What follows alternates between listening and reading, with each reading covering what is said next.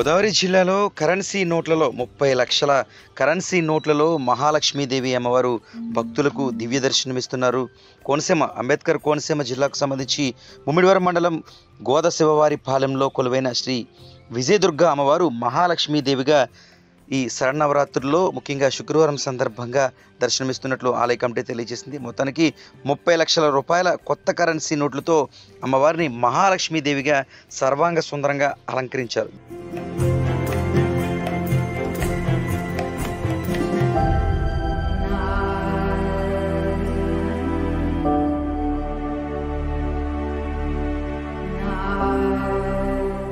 దీంతో పెద్ద ఎత్తున భక్తులు మహాలక్ష్మీదేవి అలంకరణలో దర్శనమిస్తున్న శ్రీ విజయదుర్గాదేవి అమ్మవారిని దర్శించేందుకు భక్తులు బారులు తీరుతున్నారు. గత 18 సంవత్సరాలుగా ఈ ఆలయంలో దసరా ఉత్సవాలు చేస్తున్నట్లుగా ఆలయ కమిటీ సభ్యులు తెలిపారు. శరన్నవరాత్రులు అంటేనే మహిళలకు ప్రీతి అని చెప్పుకోవచ్చు. అమ్మవారికి విశేషభరితమైన పూజా కార్యక్రమాలు నిర్వహిస్తూ ఉంటారు.